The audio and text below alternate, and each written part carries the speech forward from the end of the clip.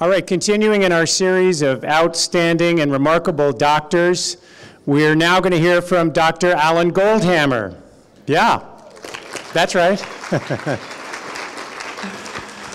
Dr. Goldhamer has been director of the True North Health Center for over 30 years. True North is a multidiscipline facility whose staff of 48 includes doctors of medicine, osteopathy, naturopathy, chiropractic, and psychology. Over 1,000 patients a year participate in their nutritional medicine program that utilizes a vegan, SOS-free, meaning salt, oil, sugar-free diet, and the use of medicinally supervised water-only fasting in the treatment of high blood pressure, diabetes, and numerous autoimmune disorders. Their internship and residency program trains 30 doctors per year, and they publish numerous papers of their methodology in the peer-reviewed medical literature. Dr. Goldhamer is also the author of the Health Promoting Cookbook and co-author of The Pleasure Trap. And Sabrina and I have both been up to True North, and we actually did 10-day water fasts on their medically supervised program, and I cannot recommend it enough. It's just an extraordinary place for a variety of reasons to go, and it's a real honor to present to you today Dr. Alan Goldhamer.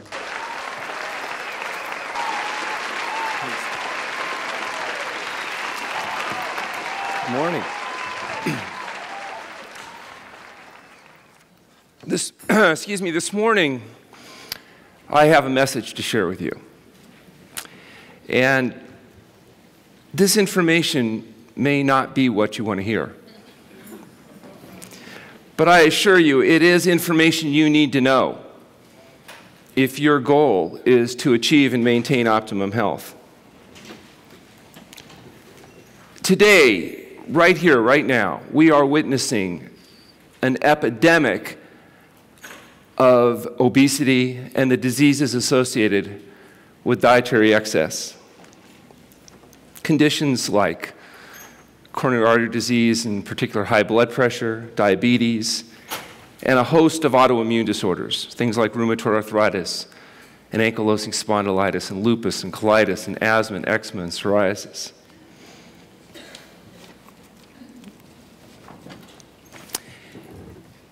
If you're or somebody you know are given a diagnosis of one of these conditions, you're going to be told that the answer is pharmacologic. That is, you're going to be told to take drugs. How long is it that you'll need to take these drugs? For a day? A week? A month? Maybe a year? No.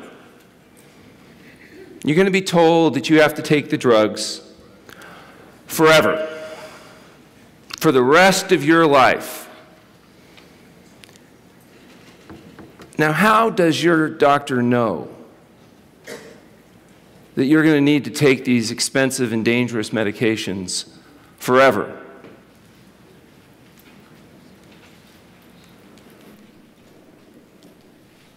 How do they know that?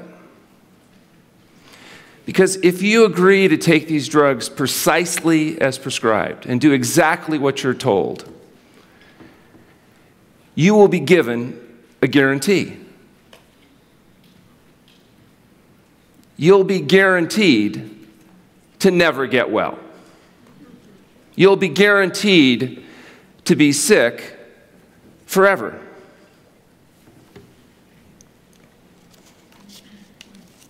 What a great business model.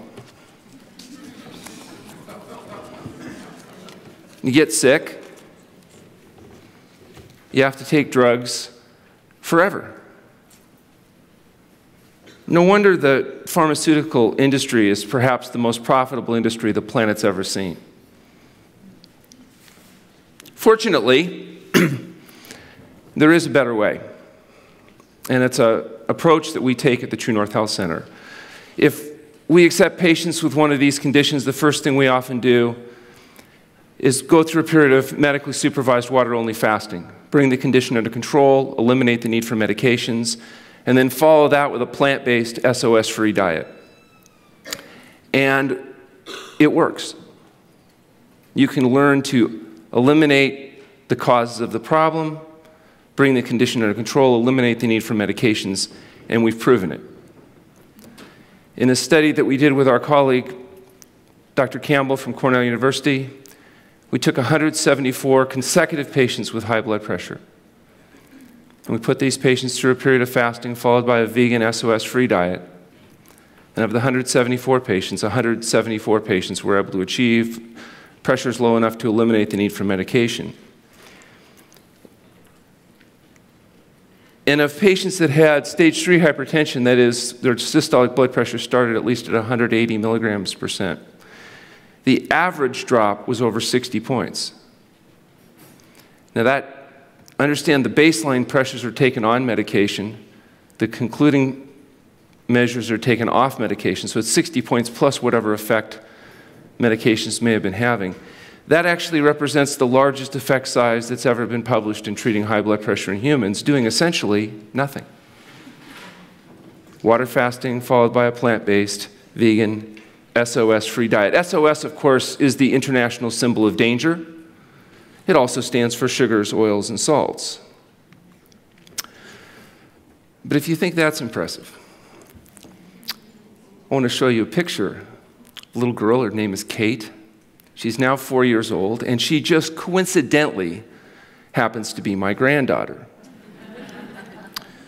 Now, Kate was born with over 250 million other babies on the planet 4 years ago.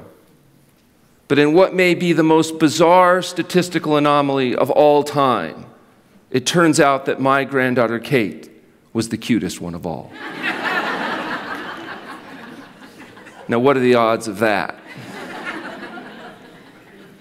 I don't know if you've noticed, but people are getting fatter.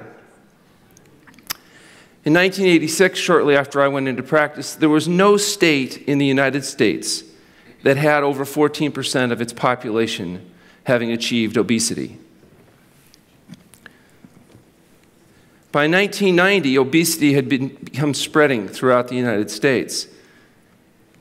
And by 1997, we needed a new color, because a few of these states here had managed to get over 20% of their population to become obese. By 1999, their neighboring states were joining them, and by 2001, we needed another new color. Here in the home of deep-fried ice cream, over 25% of the population had managed to achieve obesity. Now, obesity is at least 30 pounds overweight on a 5'4" person, a BMI greater than 30. 2002, 2003, 2004, 2005, another new color. 1 year later, 2010. Here comes 2011, 2012. Notice they're getting to be optimistic. They're anticipating a breakthrough where a state will achieve 35% obesity, but as of 2012, nobody had quite made it. It's not just in the United States. Obesity rates are rising throughout the world. They say there's differences between Europe and the United States. We're talking about the differences in diet, thank you. Percentage of overweight and obese adults with a BMI greater by region in the world, you'll notice that it's happening all throughout the world. In fact, today there's actually more people suffering as a consequence of obesity than deprivation. As an American, I'm proud to say, though, that when it comes to achieving obesity, there's nobody that beats America. We're number one. We're increasing our strategic fat reserves faster than anybody else, so I'm assuming that if spring comes late, we'll be in good shape. We are getting some competition, but you notice some of these countries down here in Asia only have about 3% obesity. It's like they're not even trying. We're not just getting fatter, we're also getting sicker. And the number of diseases associated with dietary excess, things like diabetes, are increasing dramatically, almost geometrically. It's affecting our adults, it's also affecting our children. As the obesity goes up and the diet that causes obesity goes up, the conditions associated with dietary excess go up proportionally. If you look back and you look at what used to kill people, say around 1900, before many of the miracles of modern medicine, you'll notice that infectious diseases killed over half of the people that died. Today, infectious diseases play a relatively small role in death. This is not due to the advent necessarily of antibiotics or drugs or miraculous treatments. This is mostly improvements in public hygiene, changes in the incidence of waterborne illnesses. And as we'll see later, that's had a profound effect. Today, of course, we have significant increased risk of dying from things like heart disease and cancer. So what actually does kill people and why today? You can see leading our list here is the use of tobacco. Tobacco is a fabulous tool for killing people prematurely, in part because it affects almost every organ system in the body. You know how if you're in a room and you look across the room and you see somebody, sometimes you can assume that there probably are or were a heavy smoker because they get that very attractive, premature, puckered look that comes from the wrinkling as a consequence of free radical exposure. Free radicals are reactive molecules that cause cross-linkaging of the collagen tissues. That's what caused the wrinkling and the premature aging look. And of course, it doesn't just affect the face. It doesn't just give you smoker's face. It also affects many of the tissues in the body, including the enamel lining of the blood vessels, which allow fatty plaques to form sores that'll break loose and cause strokes and heart attacks and other things later. So you can see that tobacco increases not just cardiovascular disease, but cancer and all kinds of other issues. Now they talk about developing safer cigarettes and these kinds of things. And one of the statistics I saw was that 80% of smokers will never get lung cancer. How dangerous can it be, right? It's because people die from heart disease before they live long enough to get the tumors to grow. So I guess if you really wanted a cancer-safe cigarette, all you'd need to do is make sure everybody died prematurely from heart disease, and then they could have a good marketing campaign. Elevated blood pressure is also our major cause of death and disability. And in fact, in the United States, if you don't have high blood pressure by the time you're 65, you're actually abnormal, because the majority of people will, in fact, develop hypertension. Alcohol. Alcohol also affects many organs of the body. And of course, if you listen to the media today, you know, if you're not drinking now, you ought to start, right? According to them, alcohol is some type of health food. But nothing could be farther from the truth. Alcohol is really not your friend in any form and in any amount. And even moderate drinking is associated with increased risks of problems ranging from coronary artery disease to cancer. Elevated cholesterol, overweight, low fruit and vegetable intake, independent of weight issues, is an increased cause of death, as is physical inactivity, illicit drugs, and unsafe sex. You notice none of these conditions are conditions of deficiency. These are all conditions of excess.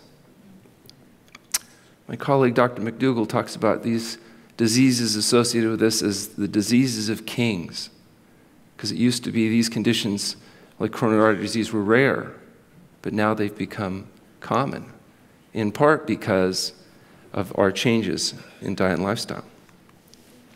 So the question is, do adults live longer now than they did, say, in 1900, before the miracles of modern medicine? We know that life expectancy in 1900 was 47, and today it's 78. That's a 31-year increase in life expectancy. Yet, if we look at this data a little more critically, we notice that adults in 1900 that were 65 years old could expect to live 12 years. And an adult today can expect to live 19 years, so that's 7 years longer. And an adult 85 years old in 1900 could expect to live 4 years, today 6 years, which is 2 years older. So there's an interesting discrepancy here. We have a 31-year increase in life expectancy, but adults are only living 2 to 7 years longer. What explains that? What explains that difference is a reduction in infant mortality. It used to be almost 200 babies per 1,000 died in infancy and in childhood. But today, only about 7 per 1,000 die. So that means there's 193 more babies living to adulthood. And so for every child that lives to adulthood, it adds 70 plus years to the average. It pushes the curve to the right, and that's what life expectancy actually is, an average age of death of somebody born today. So it's not that everybody was dying in their 40s in 1900. What was happening was a significant percentage of people were not surviving infancy, in large part because of waterborne illnesses. So we've changed our numbers dramatically in terms of life expectancy, but adults are living a little longer today than they did in 1900. And if you expect the miracles of modern medicine to assure you a long and healthful life as an adult, you're going to be very disappointed. We've improved hygiene. We've improved water treatment, sanitation, and food sanitation. We've largely, at least in industrialized countries, eliminated starvation. And we have less deadly medical care in some ways today. If you think about the miracles of modern medicine, things like sulfa drugs, penicillin, they didn't actually come in until the 1940s. This dramatic reduction in infant mortality had happened long prior to that. This is a child. His name is also Colin. And Colin is my grandson. And he's now 9 years old. He was a little younger in this picture. But he is a constant reminder to me of how much life has changed. I had to explain to Colin the other day what it meant to send somebody a letter. I explained that, you take a piece of paper and you write down your message. And you get an envelope and you address the envelope and you put down the person's name and address and you put down a zip code. And then you buy a stamp and you affix that to the envelope and you give it to somebody who takes it to the post office and they put it in a sorting machine. And then they give it to somebody else who gives it to somebody else, and then a week later, hopefully, they deliver your message. And he said, "Oh, Grandpa, I know all about that. We studied it in school. They called it the Pony Express." He says, "Grandpa, that's just silly." He says, "You give it to me, I scan it and email it, and it's there in 45 nanoseconds. I said, "I'm really proud of you, Colin, that you know all about computers and scanning and email." And he says, "Why are you so impressed, Grandpa?" And I said, "Because when I was a little boy, we didn't have computers." And he said, "Oh, Grandpa, were you poor?" I said, we weren't poor. They hadn't invented them." He said, "Grandpa, when you were a little boy, had they invented electricity?" I told him my friend Thomas discovered it. He said, "Of course we had electricity." He said, "Well, if you had electricity, you really should have had computers." Human beings have changed over the millennium. If you talk to anthropologists, you see there was lots of things that were going on a long time ago. But around 100,000 years ago, humans, as we think of ourselves, appeared on the planet. There was a little crossover. There was some Neanderthal and other creatures. But essentially, we've been hanging around for about 100,000 years in this form.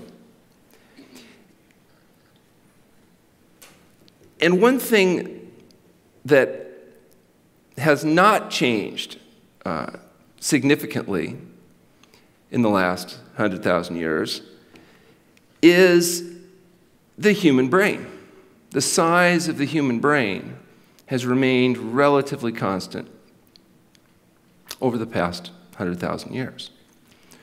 If we go back farther, we used to be smaller, we got bigger, brain was small, brain got bigger. For about the last 100,000 years, according to anthropologists, we have had relative stability. If we go back 100,000 years and look at the environment in which humans evolved, we find that it was not the same environment that we live in today. In fact, it was a very harsh existence. They say the vast majority of humans ever born on the planet never lived to reproduce. They didn't live long enough to reproduce, which means those people never passed on their genes or their DNA. The only ones that managed to pass on their DNA were the ones that survived, the ones that fulfilled the biological potential of life, that is to get enough to eat, avoid being eaten long enough to reproduce. But we did obviously survive. There were times where it was pretty precarious. They say that 70,000 years ago, after a supervolcano in Indonesia erupted, the climatic changes that occurred were so severe that there were less than 10,000 humans thought to have survived on the planet. That's a level that would be associated with potential extinction.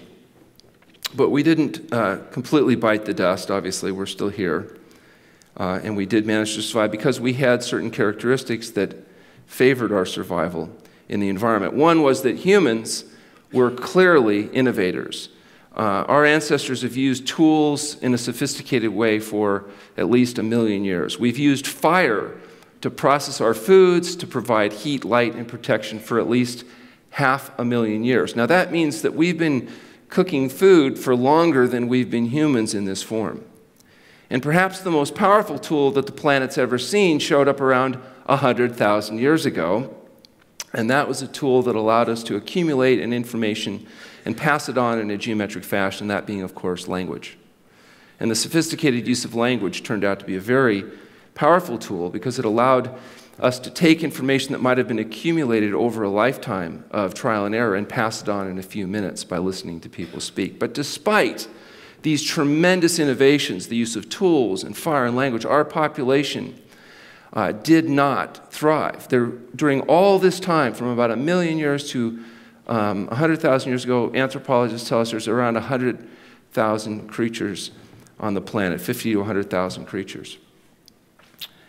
So we survived, but it wasn't until humans made the connection between the seed and the plant that we really began to thrive. And so this advent of agriculture began to change everything around 10 or 12,000 years ago, relatively recently, biologically speaking. Because now humans were able to transform themselves from nomadic creatures that wandered around hunting and gathering and struggling to survive to being able to settle down in one place. And amongst other changes, it allowed for the diversification of labor. Not everybody had to be a subsistence farmer. It allowed us to take advantage of our innovative potentials.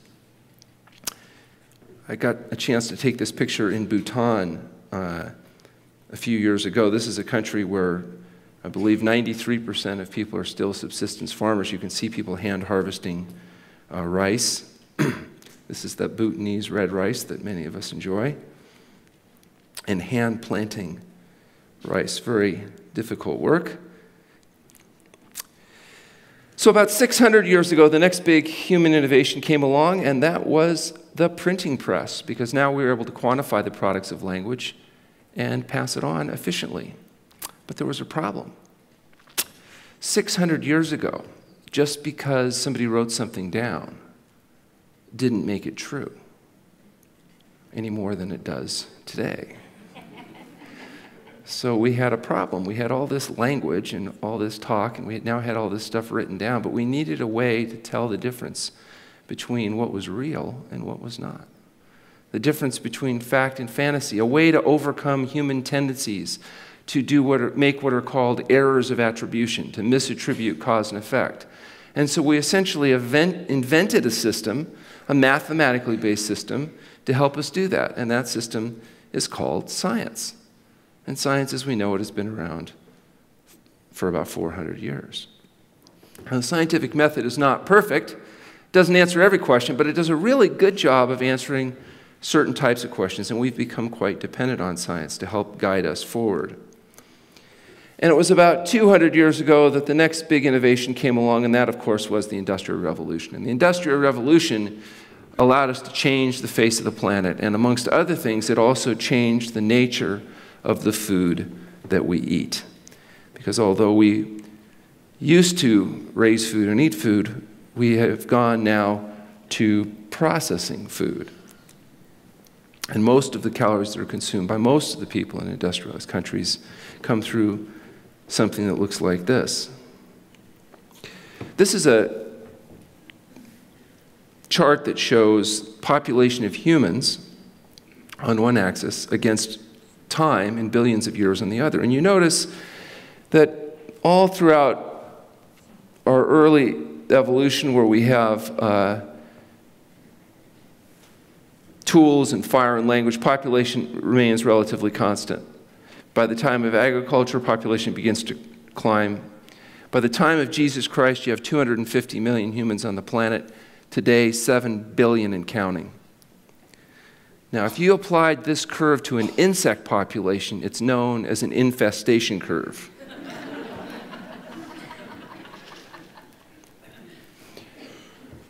Okay, this is you and your parents and your grandparents and your great-grandparents. And I want you to realize that if any one of these individuals had bit the dust and not lived to reproduce, you wouldn't be here. Back for 1,000 generations.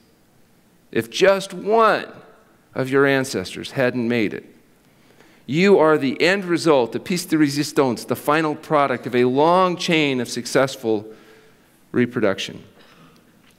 And what's driven this largely is a large bulbous neuronal net located at the end of the spinal column in the human that we refer to as the brain. Our brains, remember, evolved in an environment of scarcity. So for the vast majority of the history, we lived in an environment of scarcity, where the biological imperative was get enough to eat, avoid being eaten, and live long enough to reproduce so you can pass on the DNA that drives all that. If you look at a representation here of a modern human brain, and you look at a human brain from 100,000 years ago, what do you notice? Well, they're exactly the same.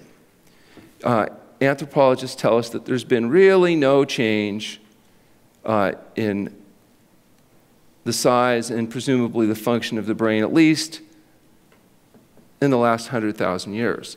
Now that has some significant implications, because remember, 100,000 years ago, the world looked very different than it does today. Presumably, if you could take a child from today and transport it back 100,000 years, it would be raised by that family and they would not be able to discern the difference. Conversely, if you took a child from 100,000 years ago and could somehow magically transport it today, and you were to raise it, you would not be able to tell the difference. They would be just as annoying as children. They would develop just as many bad habits as teenagers. They would be essentially the same, because the brain that drives the body has not changed. But the brain was designed for this environment, not this environment. And the implications are profound. We've changed the environment, but we still have essentially the same brain.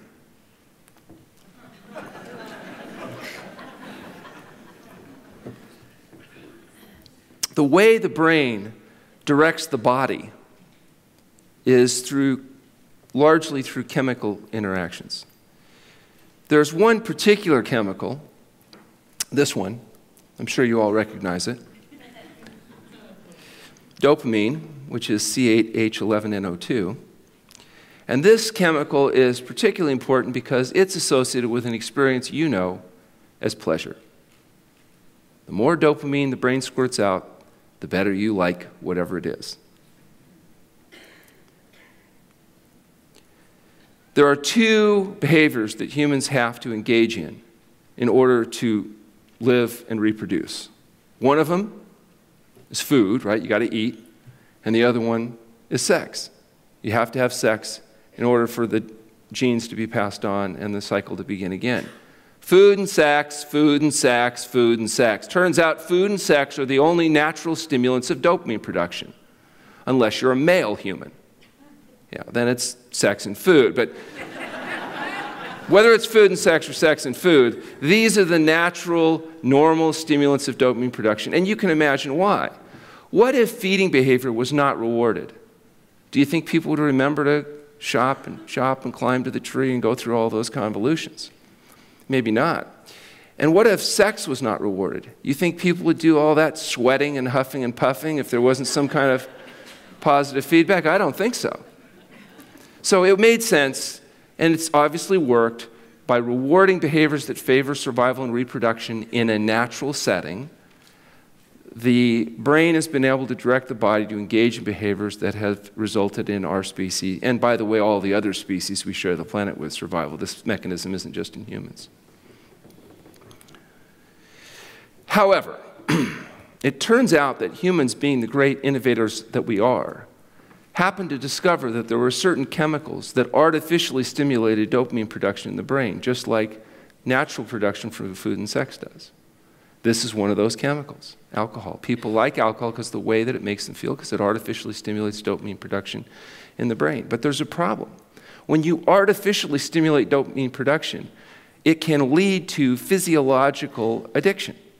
You can become literally addicted to the point where now you're not only drinking to feel good, you have to keep drinking to avoid feeling bad, which is a hallmark of addiction.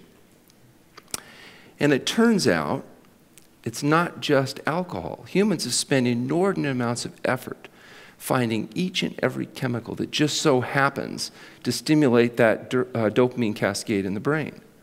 And there are other substances that act on these dopamine cascades as well. There's materials you can take, materials you can inject. There's stuff like this. You know what this is?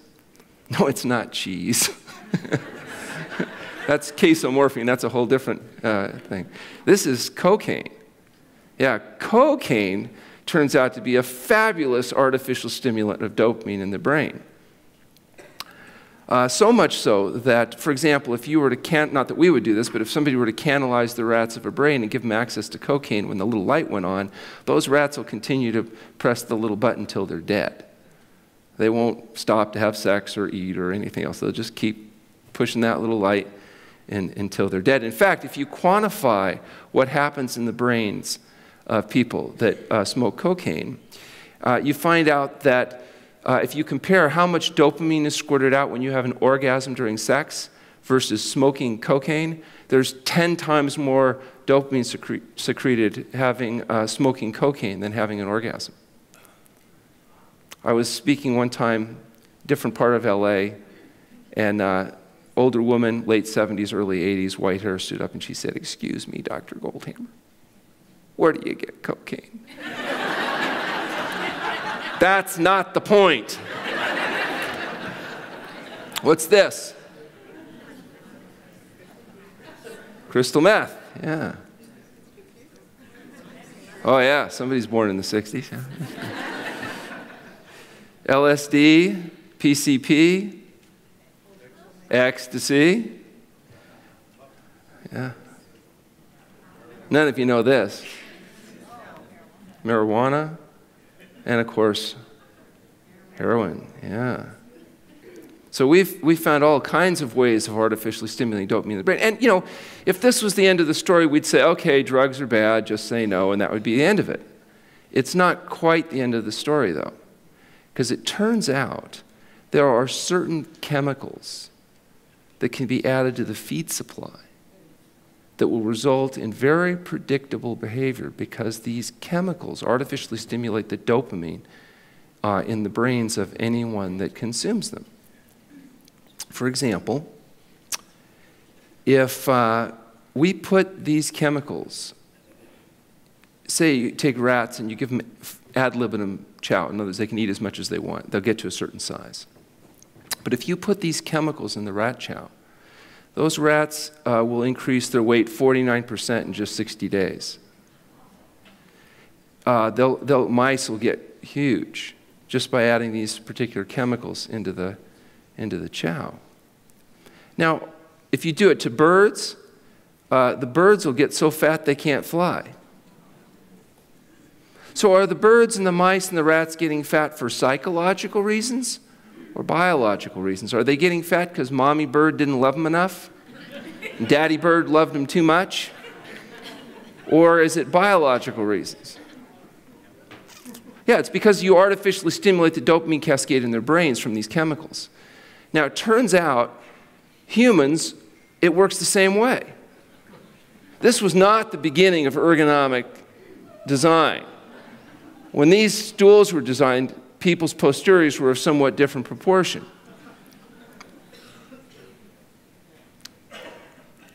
Today, our furniture is no longer fitting. It's affecting males, it's affecting females, and it's affecting our children. Childhood obesity is, by any definition, epidemic. And the long-term consequences of this are going to be quite devastating. You know, we can debate about one-pair, two-pair, six-pair systems. It's not going to matter how you chop it up. If we don't do something to stem the rising epidemic of chronic degenerative diseases, it will crush any system we try to put in its place. It's called the pleasure trap. And the fact is, food manufacturers fully understand this, and they literally have labs designed specifically to figure out which combination of chemicals to put into the food supply to make it more appealing, to make it taste better, because that's essentially what taste is how much dopamine secretion is stimulated by the foods that you're putting in your face. Pleasure trap also just coincidentally happens to be the title of our book, Mastering the Hidden Force That Undermines Health and Happiness, because it's our argument that the pleasure trap, this artificial stimulation of dopamine in the brain, is the reason people are overweight. It is the reason people are developing the diseases of dietary excess, the heart disease, the diabetes, the cancer of the breast, prostate, lung, and colon, the autoimmune diseases, that this is the force behind the fact. So what's an example of a chemical that food manufacturers knowingly put into our food despite the fact that we know this artificially stimulates dopamine production? What is C6H12O6? White crystalline material called sugar. This doesn't appear in concentrated form in nature. You have to manufacture this. And we do. We do to the point now where people in industrialized countries are consuming over 150 pounds a year per person of sugar and sweeteners. Now, I don't eat any, so somebody's eating my share too. And one particularly noxious form, high fructose corn syrup, which is processed in the liver much like alcohol and causes some of the same devastating effects, is heavily federally subsidized to make sure it's really, really cheap, so we ensure that the highly processed foods are also really cheap. We've increased the use of high fructose corn syrup over 1,000%. What's another chemical that we can put into our food? You all recognize that formula, right? Yeah. Oil. Oil doesn't appear in concentrated form in nature. We have to manufacture. You have to rip the cells apart and take the one highly concentrated component out. And we do some stuff with oil that's particularly obnoxious, like we'll heat it up to high temperature and then use it. We'll use things like starchy materials or whatever as a sponge to soak up the grease. Call them potato chips or French fries or what have you. See, I think we should stop kidding ourselves. Just find the deep fryer and stick your head in it and suck, because that's what you're doing when you're eating those foods. What's another chemical that's a precious commodity essential to human survival? In fact, this used to be so precious that it was used as a means of exchange or money. Absolutely, salt. Sodium chloride. Highly refined foods are what we call pleasure trap foods, or foods that contain added oil, salt, and sugar, SOS. Thus the term vegan SOS-free foods. These are the reason humans are getting supersized, because we're choosing to eat foods with these chemicals put into them.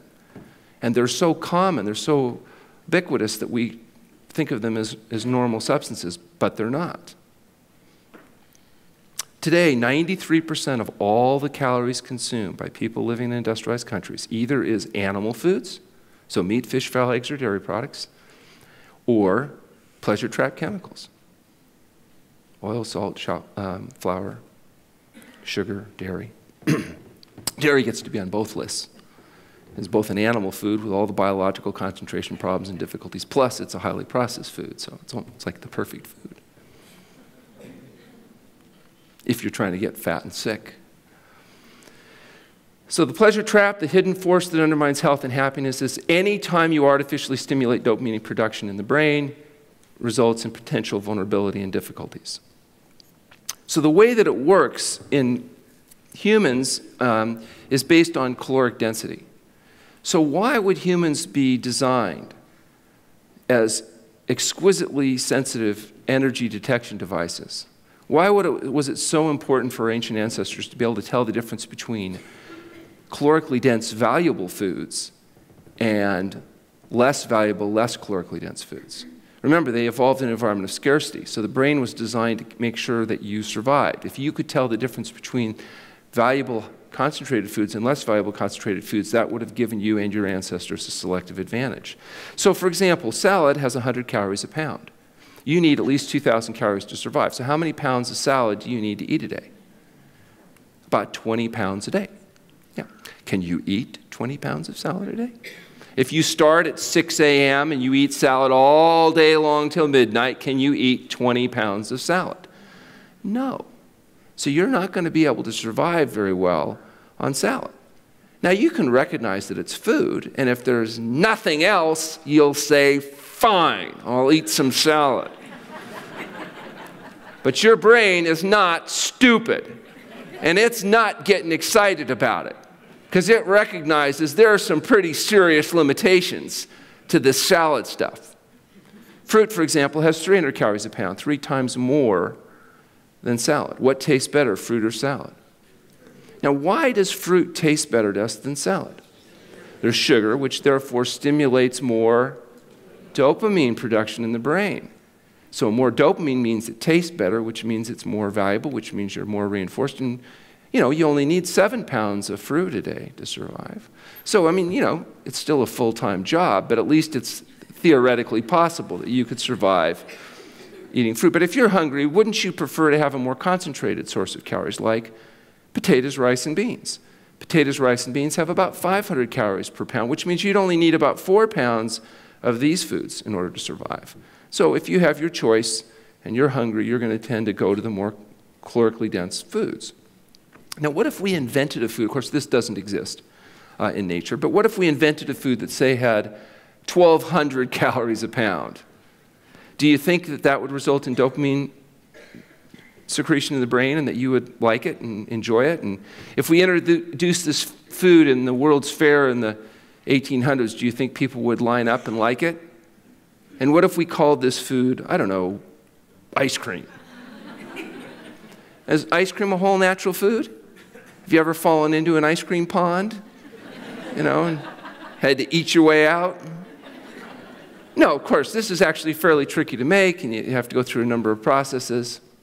And in fact, you're such a good energy detecting device that you can actually tell the difference between the Diet Delight stuff and super premium double chocolate chip, can't you? Even blindfolded, you can tell. They're trying to fool you. They can't. If you melt this stuff down and it becomes a syrupy liquid, it's often described as sickly sweet. It's so sweet that it makes you sick. Now, why does it make you sick when it's warm, but when it's cold, it tastes so good? What does it, suck the sugar out of the atmosphere or something when it melts? No, no, no. Of course, it has exactly the same amount of sugar. It's just that you're not designed to detect and differentiate foods that are artificially cold. There is no ice cream in a natural setting. And it turns out you don't detect sweet very well when something's very, very cold. And as a consequence, to make ice cream taste good, they have to supersaturate it with sugar. So when it's warm, it makes you sick. It makes you just as sick when it's cold, but you don't know it because you're bypassing your detection mechanism. What if we came up with an even more concentrated food than ice cream? Higher caloric density, more calories per unit than ice cream. Do you think people would like this? Would it result in a lot of dopamine stimulation? And what if do you think people might even call this the staff of life if we introduced it? Have you ever seen this stuff before? Crusty on the outside, hot, steamy on the inside. Yeah, 1,500 calories a pound, and that's before you turn it into a butter boat. Have you ever been in a restaurant and they put a basket of this stuff on the table? It's all hot and steamy. Your brain detects it. Oh, give it to me. And you open up that napkin and you have a piece or 2 or 3, don't you? And after a while, what do you notice about the basket of bread? It's empty. It's all gone. So what do? Yeah, you spread out that basket all naked there and push it towards the edge of the table. Napkin opened up, and you wait, and you wait. And of course, you know, you're thinking, does this guy want a tip or not? Finally, the waiter comes by, he almost trips over the basket because you got it kind of sticking out there in the aisle there. And he notices that it's empty, and he says to you, "Oh, did you want some more bread?" Of course, first thing you have to do is pretend like you didn't know it was empty. And you look over there and say, "Oh, sure, why not?" And he brings you some more bread. Let me ask you, do you ever go into that same restaurant and say, "Excuse me, waiter, I'd like you to bring me 3 large baked potatoes because I want to eat those before I order my dinner"? Do you do that? Do you eat 3 large baked potatoes before you order your dinner? Why not? Yeah, because you'd be too full. Because it turns out that 3 large baked potatoes is about how much volume the human stomach can handle. It would completely mechanically fill the stomach up. There wouldn't be any room left. But that same 500 calories of bread only takes 1/3 of the stomach. Because bread is a highly processed, refined food product where you've taken a grain, ground it into a flour, baked at high temperature.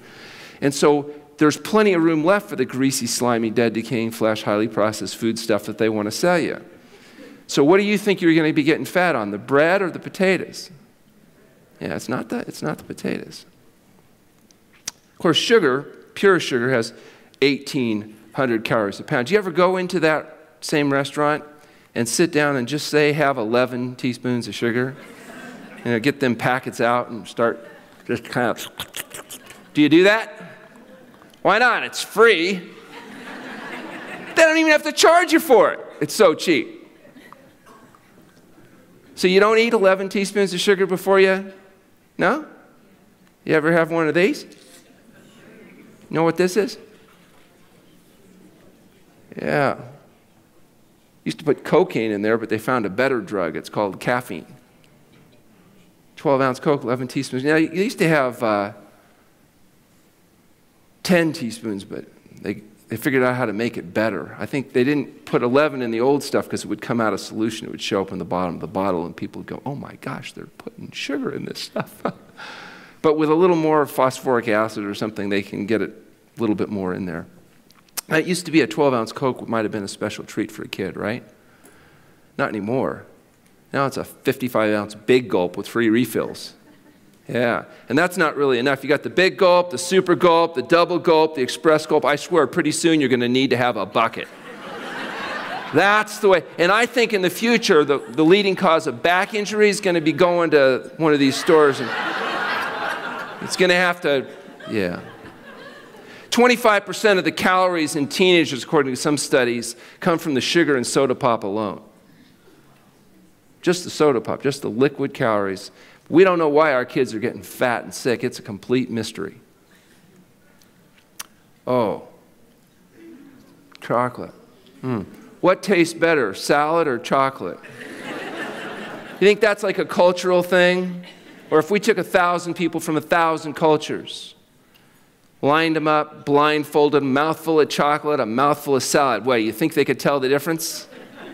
2,500 calories a pound.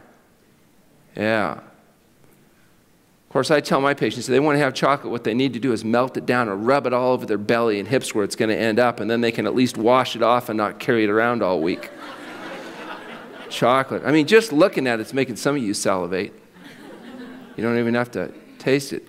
There was a survey of women, not men, just women. And they asked these women, what would you rather do? Have mad, hot, passionate sex or eat chocolate? 2 most common comments, what kind of chocolate and how many pieces are we talking about? Potatoes taste good, but potato chips taste great. And when they say, bet you can't just eat one, do you think they're kidding? Potatoes have 500 calories a pound. Potato chips have 2,500 calories a pound. 5 times the caloric density, concomitantly increased dopamine production. Notice my subliminal teaching techniques. Caloric density of whole natural foods. Caloric density of pleasure trap foods, culminating, of course, with oil. 93% of calories, virtually all the food that's eaten now, as you would expect if you understand the pleasure trap, is either animal foods or highly processed food byproducts.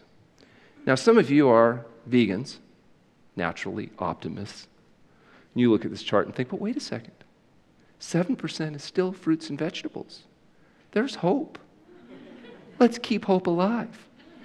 And I don't mean to rain on your parade, but of that 7%, 1/3 of it's just one vegetable called potatoes, usually served as French fries or potato chips. Fruits and vegetables no longer make a statistically significant percentage of the diet of adults or children. They are now the decoration on the plate. It is the pleasure trap.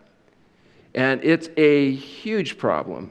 And it's a problem not just for people that eat conventionally, but it's also a problem for vegans and vegetarians, because many vegans, as you know, are driven primarily by moral, ethical, and spiritual reasons, the protection of animals, the planet, and all the other perfectly valid reasons for being vegan. But they're not necessarily driven by their own personal health, and so a consequence, they eat a lot of highly processed sugar, oil, and salt products, to the point where you're seeing much of the same difficulties, even in people that are vegans.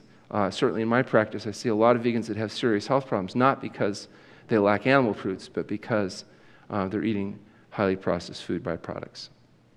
We have a couple cookbooks. One is the Health Promoting Cookbook, and the other one is the Bravo Cookbook, made by our chef. And these are all vegan, SOS-free recipes, so for those of you that want that extreme health version, these are good resources. And of course, our book, The Pleasure Trap. What I'd like to do, if there's time, is open up the floor to questions and try to answer anything that I can. Yes, sir? Salt doesn't have calories. Why is it a problem? That's a good point. Salt is not actually in the same class as oil and sugar. And salt is, in fact, an essential nutrient, without which you would die. It turns out, though, that all of the sodium that you need in your diet is found abundantly provided by a whole foods plant-based diet. So you get that gram or gram and a half of sodium that you need naturally from the foods. And because salt in a natural setting is such a rare and precious commodity, our bodies have been designed to hold on to that sodium very carefully. And as a consequence, when we start increasing our sodium concentration to 2, 3, 4, 5, or 10 times as much as we're designed to eat, we hold that sodium. Sodium itself becomes a toxic substance in the sense that, for example, if you take a tablespoon of salt, it's an emetic, it'll make you throw up. If you take a larger quantity, it can actually kill you. The sodium in a higher concentration causes the body to compensate. It holds fluid, which drives blood pressure up, causes swelling, edema. It acts as a powerful appetite stimulant. So, in other words, if you eat a certain amount of rice and you feel full, but if you salt it up, you may find yourself eating a significantly higher percentage of that same substance before you reach satiety. So it alters satiation mechanisms. So on a number of levels, sodium ends up acting in a very unhealthful way when it's used in concentration. Fortunately, if you just don't add salt to your food, you get all the sodium you need and avoid the problems with dietary excess. But it is slightly different than the dopamine cascade mechanisms that we describe with the pleasure trap. Yes? I have a loved one that has Parkinson's disease in his late 50s, and I'm just wondering, as much as a healthy person, an active person that he is, I still see those cravings for, the processed sweets. And is there any suggestion that you would have for somebody like that, especially since he's trying to minimize the addition of any new medications or mixtures of medications because they kind of get diluted, I guess, over time and aren't as effective? Well, actually, what happens in Parkinson's disease is this is a disease where there's postsynaptic neuron damage. And so the treatment is to provide L-DOPA to try to flood the brain with enough of the necessary chemicals so that the body can function. You have less tremor, better function. The problem is the medical management approach uses cardopa. And the reason, if you give L-DOPA straight, what happens is people get very severe nausea, and they can't take enough in order to be able to maintain control of the condition. So they use cardopa, which interferes with a pathway associated with the development of nausea. The problem is the way that it works is it binds up vitamin B6, and it creates a vitamin B6 deficiency over enough time. So years down the road, the B6 deficiency blocks the 200 chemical cascades that are associated with it.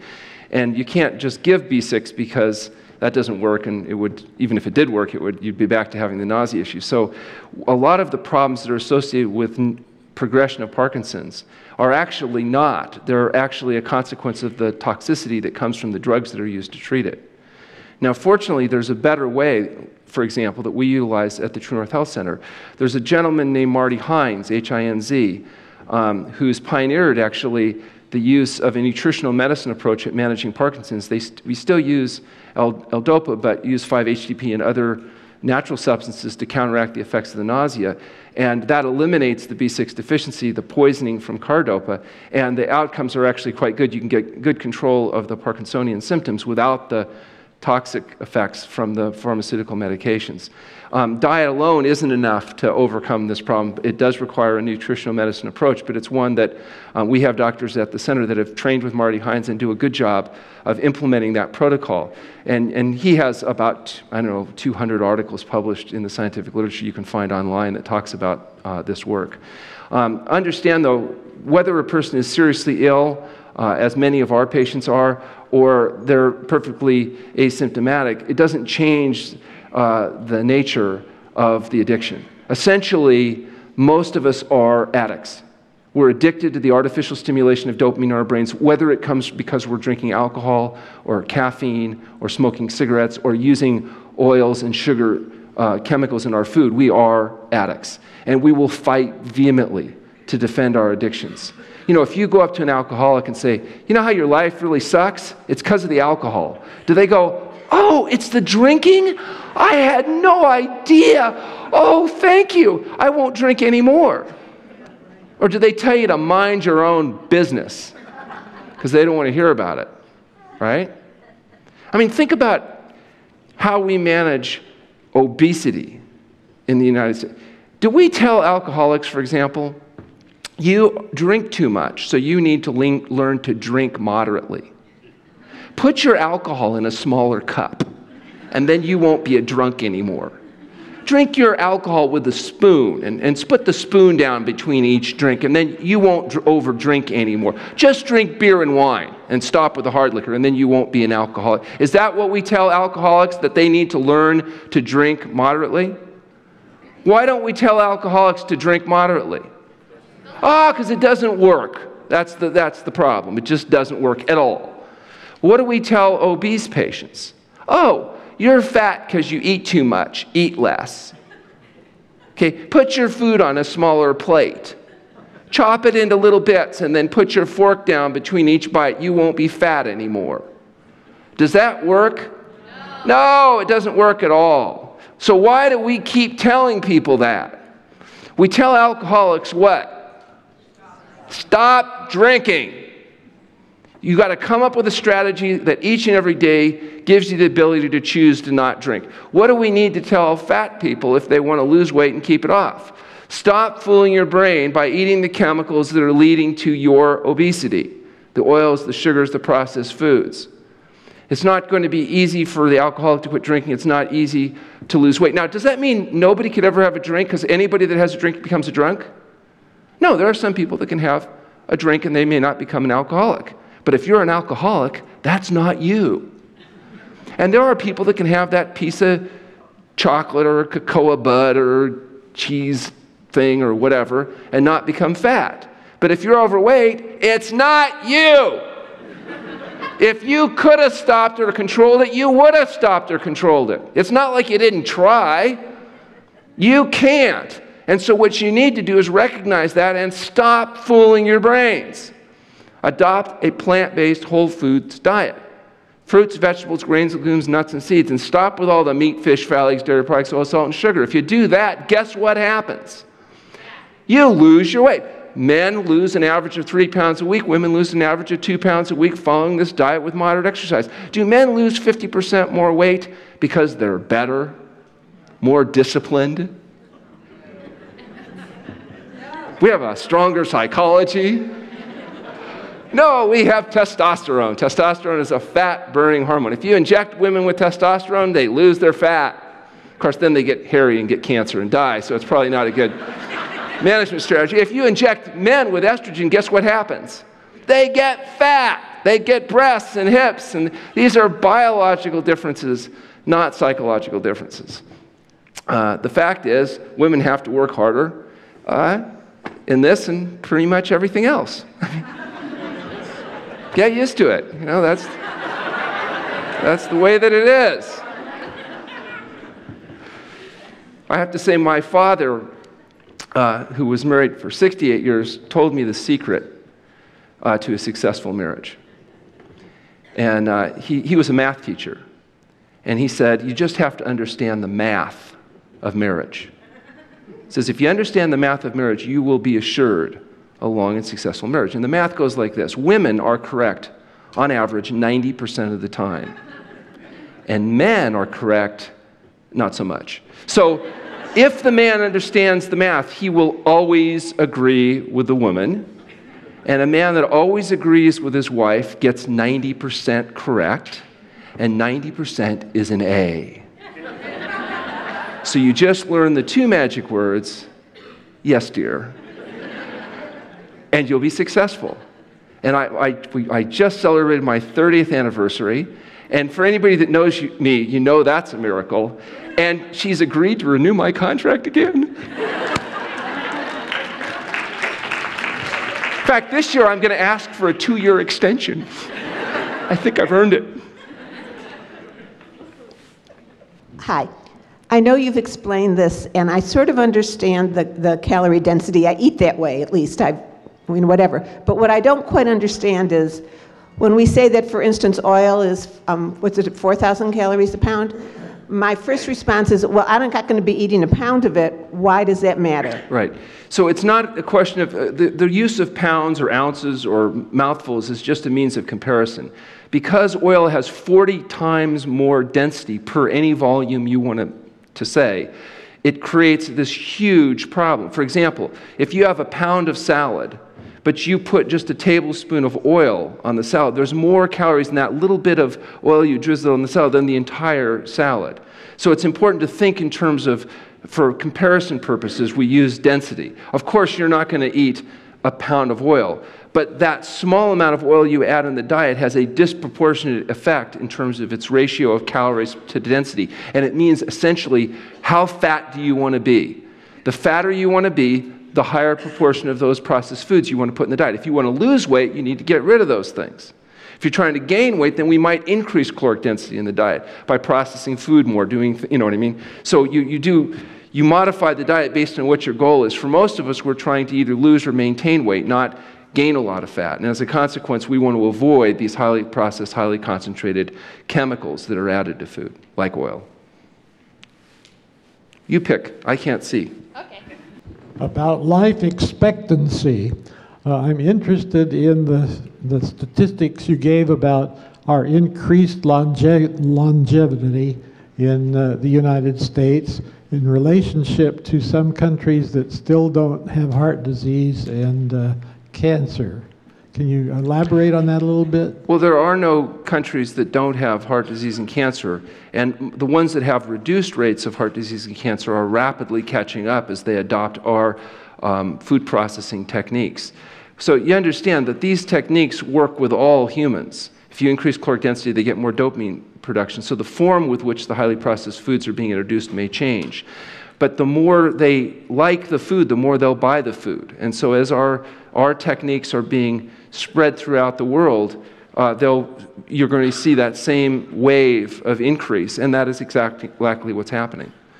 So as our approach to increasing caloric density is adopted and people eat less and less whole natural foods, they're going to get more and more of these diseases.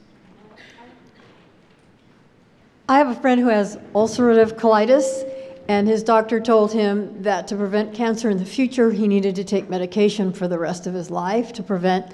Is there anything else that might work?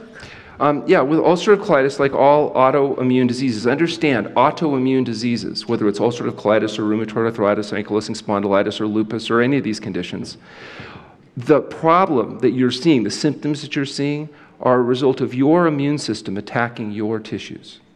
It's actually your immune cells that are attacking your tissues. So why in those genetically vulnerable people are the immune systems attacking their own cells. If it's the colon, we might call it Crohn's or colitis. If it's the skin, it might be vasculitis. You know, depending on the organ that's being attacked, depends on how we name the condition.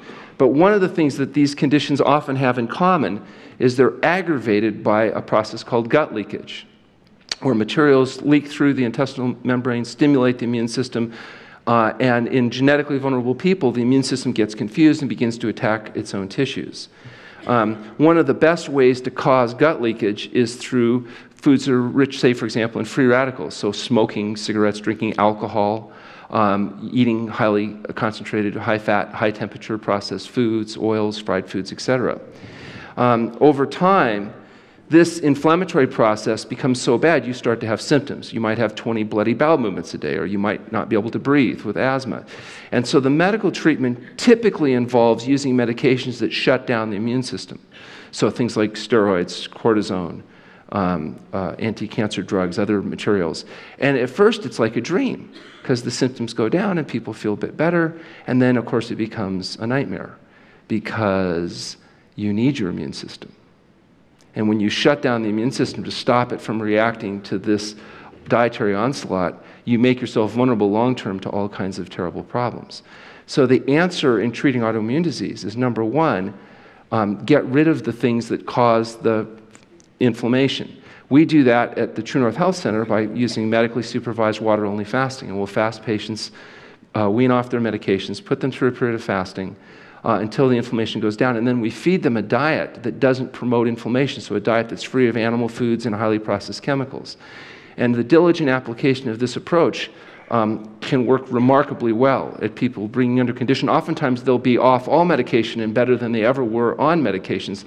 And of course you avoid the long-term consequent effect of medications. Not everybody recovers to the degree immediately that you don't have to kind of deal with medical management, which is why we have physicians at the True North Health Center that aren't complete idiots. And they're able to help bridge that gap between nutritional medicine and conventional medicine and kind of help people navigate that slippery slope. So the point is, you have to have people that are willing to do dangerous and radical things, like eat good and exercise appropriately and get enough sleep and avoid excessive stresses so that the body can do what it does best, and that's heal itself. And these conditions, I particularly like working with people with autoimmune disease, because once you get them well, they can't cheat.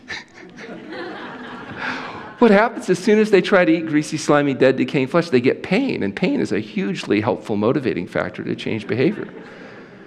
So I remember I had a woman with lupus, which is not the same, but a related autoimmune disease, and she came in and was a younger woman on prednisone, methotrexate, all kinds of drugs with her lupus, a lot of pain. We went through a period of fasting. She fasted, I think it was about 3 weeks. Her condition came under control. We got her on the diet. She goes home. She's doing fine for like 6 months at home. And then she calls back and she says, oh, I think I need to come back and do another fast. And I said, why? And she said, suddenly her pain all came back. I said, well, what did you eat? She goes, no, I'm on the program. I'm doing everything right. I said, what did you eat? She said, no, I'm doing everything right. I had salad and steamed vegetables and carrot soup for dinner last night. I said, who made the soup? And she said her friend did, but she knows she's a vegetarian. What did her friend put in the soup? Well, cream. Because vegetarian is no meat, right? And that one meal was enough to flare up her condition. Isn't that great? She can't cheat, even accidentally. See, to me, that makes a really good patient, you know? If they get agonizing pain when they make even the slightest variation, that's great. I just wanted to ask a question about casomorphins. I've read about those recently. Yeah. Are you aware of any manufacturers that are deliberately adding those to their food? Well, and if not, it's an opportunity to get another really dark color on those maps, I think. I think that Neil Bernard is the gentleman that talks a lot about casomorphins in dairy products, but I think those are currently naturally occurring.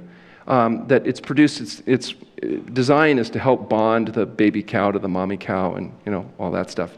So I'm not aware yet that they've been adding casomorphines. As, for example, the cigarette smokers are spraying nicotine onto the tobacco, that kind of thing. But that's a really good idea, and I suggest that you contact the manufacturer of the dairy industry, because they probably would sponsor a study. They certainly won't sponsor our research.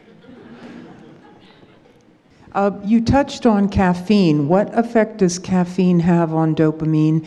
And also, what natural sweeteners work that don't set off dopamine, like xylitol or stevia? Right. Or? Well, first of all, answer your first question. Caffeine, of course, is a highly addictive nervous system drug. In fact, some of the most difficult withdrawals we have from patients is withdrawing them from caffeine because they're drinking coffee and eating chocolate. And I think it's particularly obnoxious that we give our children highly addictive nervous system drugs hidden in their little food and snacks and basically teach them to be little drug addicts from an early age. If you want to know what caffeine does, just stop using it suddenly and see how you feel and tell me that it's not a highly addictive drug. Of course it is by any definition. It has all kinds of problems ranging from disrupting digestive function to increasing endogenous production of cholesterol, et cetera. I mean, you can go look on the internet and you'll find page after page of problems that come from caffeine use. It is a stimulant, so people like that, but anytime you have stimulation, you know there's going to be some kind of compensatory depression that's going to follow. So, you know, caffeine is a drug, one of the many drugs that we want to try to exclude from human intake if optimum health is what we're looking for. And what was the second? The natural sweetener? Well, you know, all these attempts to try to, how can we make it sweet without getting fat or paying the price, turn out to fail miserably. If you look at the studies on the use of diet sodas and stuff, people, the more diet soda they drink, the fatter they get. And so the problem is when you start going in and try to manipulate this mechanism that's so well designed with all these artificial chemicals, all you end up with is a mess.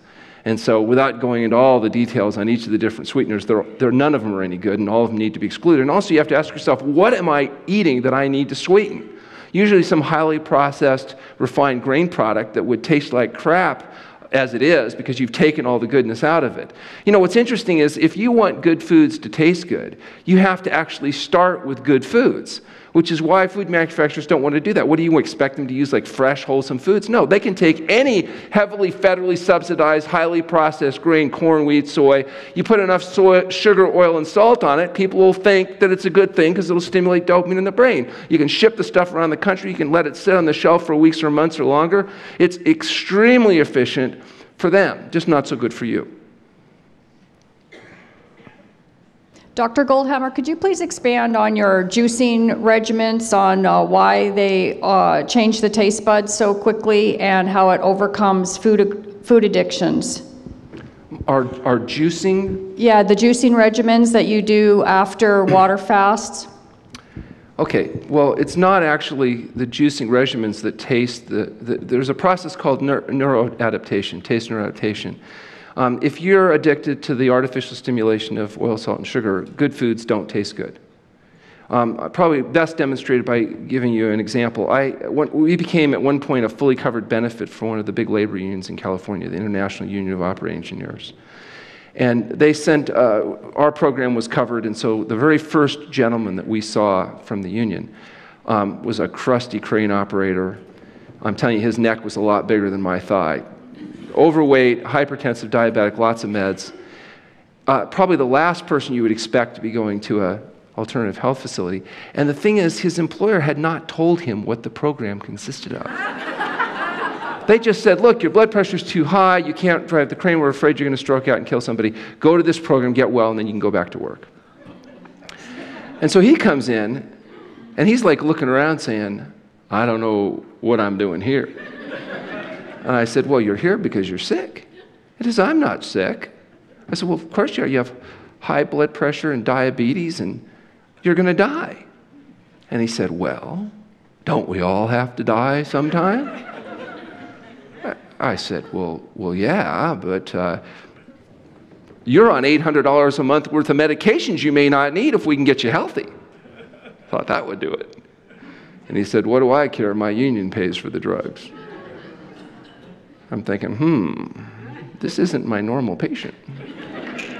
So I'm thinking about his medical history, and I thought, I said, you know, if we get you off all those drugs and get you healthy, there's a good chance we can do something about your little problem. He starts to sit up, and I'm thinking, uh-oh. And he says, why the hell didn't you just say so? So we're checking him in, and we're trying to feed him some food before we start this fasting process.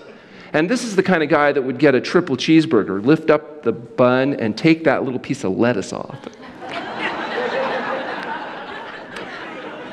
And he's trying to eat some of the food we put in front of him, and I'm thinking, oh my gosh, we must have missed the fact he's got a tumor in his esophagus, because he's like, clearly in pain. So I sit down next to him and I said, it looks like you're having a little problem with the food. And he said, what food? He said, this is disgusting. He said, if I have to eat tasteless swill like this the rest of my life, I'd rather just die. He says, why don't you go out to my pickup truck and get my shotgun? You can just shoot me in the head. So we check him in. He ends up fasting 26 days on water only. Normalized his pressure, got him off his meds. He lost a lot of weight. And now we're refeeding him after this fast. And we put the food out, and now he's actually eating the food. And so I sat down again next to him. I said, it looks like you're doing a little bit better with the food. And he says, yeah, your damn chef's finally getting the hang of it. It took me 20 minutes to convince him it was the same food he was trying to eat before. He said, oh no, that stuff you tried to make me eat when I came in was disgusting. He said, this stuff's not bad. That's where we got the theme of the True North Health Kitchen, where we make good food taste not bad. He went through taste neuroadaptation. If I had sent him home and said, well, just eat this diet and you'll get, the chance of, I couldn't have even gotten one meal of compliance. Post-fasting, now the food doesn't taste so bad, now we have a fighting chance. Interestingly enough, I saw him 6 months later, 60 pounds later, at a semi-annual where we were doing blood pressure screen. I said, so how you doing? He says, I'm doing just fine. Talk to people about something they care about. We are going to have Dr. Goldhamer on the panel later this afternoon where we can continue with more questions. I want to thank Dr. Goldhamer very, very much for his presentation. I just make one final comment. If for some reason you don't catch me today and you can't get your question answered, please feel free to call me at the True North Health Center or email me. If you go on our website at healthpromoting.com and complete the registration forms, which gets me your medical history, we'll give you a free phone consultation with me. You can call up, we can go through and see if there's anything we have to suggest that might make a difference for you. Thank you for your time.